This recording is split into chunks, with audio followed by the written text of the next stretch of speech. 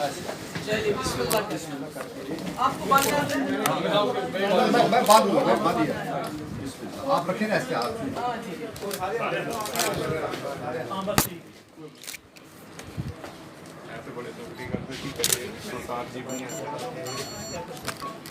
पंडित जी क्या करते हुए।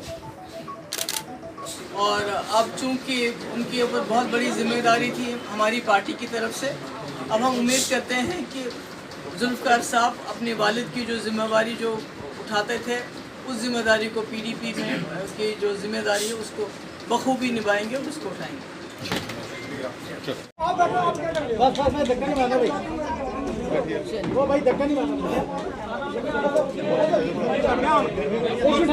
जो अपोजिशन की यूनिटी है उसी से घबरा के जो कुछ तोड़-फोड़ हो रही है ये तो उसी से घबरा के हो रही है, क्योंकि अपोजिशन अगर खाली बीजेपी का मुकाबला करना हो तो opposition it is 60 versus 64 versus 36%।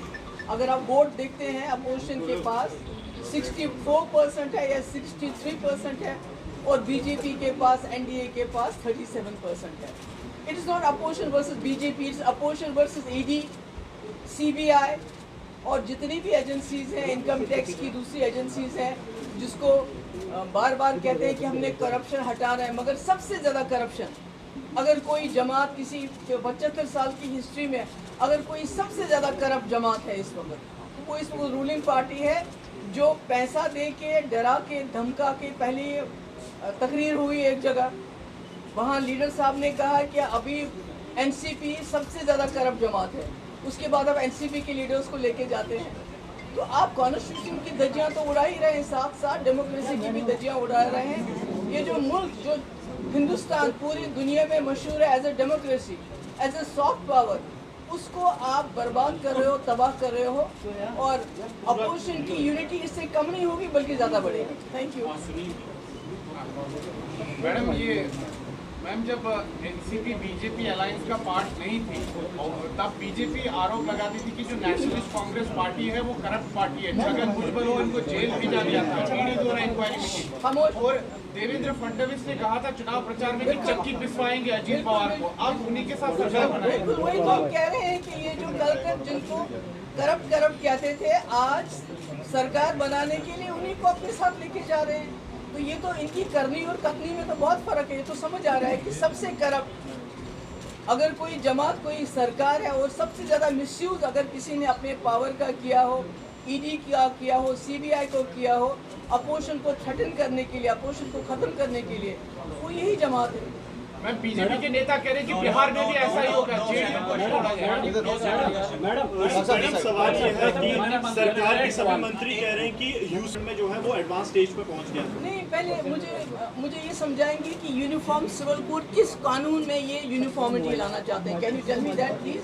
उसके बाद मैं आपके सवाल का जवाब दूँ। मैडम रिलीजन को लेकर भी जो नहीं, रिलीजन को लेके है क्या ये? Is it about religion? जो बीजेपी के मंत्री कह रहे हैं वो इसी तरह बीजेपी के आप मुझे बताइए, आप एक जर्नलिस्ट हैं, आपने ये स्टडी किया है जो यूनिफॉर्म सिविल कोड की बात हो रही है, ये किस कानून की बात हो रही है? हाँ, हमारे पास ऑलरेडी यूनिफॉर्म क्रिमिनल कोड जो कहना है, उनका कहना है कि एक देश में दो कानून जो है वो नहीं चल सकते। अगर एक नहीं मेरे भाई, मैं कह रही हूँ ना, एक ही कानून है ना क्रिमिनल लॉ, वो तो बहुत अच्छा चल रहा है। बिल्किस बानो की रेपिस्ट आउट है, वो तो मुसलमान थी। जो हमारी पहलवान बच्चियाँ हैं उनका रेपिस्ट भी आउट है। तो अब इससे ज़्यादा यूनिफॉर्मिटी उनका कहना है 2 शादियां करने का इजाजत जो है वो देश का कानून नहीं देता, वो किसी भी धर्म को नहीं मिलना चाहिए। नहीं, वो देखिए आप बोल रहे हैं ना, बीजेपी के मंत्री बोल रहे हैं। वो तो मैक्सिमम उनमें अनपढ़ लोग हैं।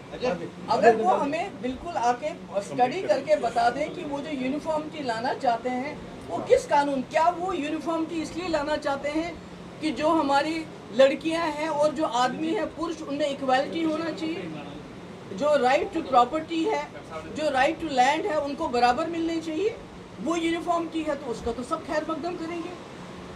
वो तो आपको हिंदू लॉ में भी इस वक्त डिस्क्रिपेंसीज है, उसमें डिस्क्रिमिनेशन हो रहा है। अगर इस किस्म का कोई अच्छा कानून आता है जिसमें औरत मर्द के बराबर उसको हुकूक मिलते हैं, उसको प्रॉपर्टी राइट्स मिलते हैं जो हिंदू लॉ में भी नहीं है, तो उसमें तो ठीक है। मगर उसके साथ साथ जब बच्चों का बलात्कार हो उसके लिए जो कानून है उसको तो इम्प्लीमेंट कर लीजिए। हमारी पहलवान बच्चियाँ कितने महीनों से दर-दर हो रही हैं, आप तो वो रेपिस्ट के साथ तो आप फ़ोटो खिंचवाते हो, तो आप किस कानून की, आप बीजेपी कौन से कानून को मानती है, कौन से संविधान को मानते हैं? वो तो सब चीजों की इस कानून को लाने के पीछे मकसद क्या देखते हैं? मैम, महागठबंधन की बैठक जो एक हुई है पटना में, दूसरी बेंगलोर में होने वाली है, क्या लगता है जम्मू कश्मीर के लिहाज से क्या यहाँ पर भी उसके तहत आप पार्लियामेंट और फिर विधानसभा में चुनाव बैठ के अभी तो मैं कैसे मैं नहीं मैम, आप अभी आपकी पार्टी ने क्या सोचा है? बाकी तो जो विमर्श करेंगे मैं तो आपको थोड़ी बताऊंगी, अपनी पार्टी के साथ बैठ के पॉलिटिकल अफेयर कमेटी में मशवरा करूंगी, तो आपको तो नहीं बताऊंगी यहाँ पर क्या कर रहे हैं हम। मगर स्टेट प्रॉपर्टी टैक्स को लेकर पार्टी का क्या सॉरी, जो प्रॉपर्टी टैक्स लेकर स्टेट प्रॉपर्टी टैक्स हो, इस वक्त जो स्मार्ट मीटर्स की बात हो, हमारी बिजली सबसे ज़्यादा जाती है नेशनल पूल में, और पूरे मुल्क में ये बांटते फिरते हैं मुफ्त की बिजली 200 यूनिट 300 यूनिट, और कश्मीर में श्रीनगर ठंड में जलता है, कश्मीर और जम्मू सर्दी गर्मी में जलता है, और ऊपर से स्मार्ट मीटर बिजली की फीस की अभी तक बिल्स नहीं आए हैं, 4-4 महीने का इकट्ठे लोगों को देना है, तो और कितना लोगों को तंग करेंगे? और आप प्रॉपर्टी टैक्स लगा के ये तो लोगों के ऊपर बोझ डालना चाहते हैं, और तो कुछ भी नहीं है। जो असली पैसा है, जो लोगों का पैसा है, वो जैसे महाराष्ट्र में इन्होंने अभी एक सर्जिकल स्ट्राइक कही है, उसको क्या इलीगल स्ट्राइक कहती हूँ मैं उसको, उसमें खर्च करते हैं। जो लेजिस्लेटर्स हैं उनको खरीद फरोख्त में, सरकारों को गिराने में खर्च करते हैं, और यहाँ से लोगों की खाल खींचते हैं। बिजली का फीस, प्रॉपर्टी टैक्स,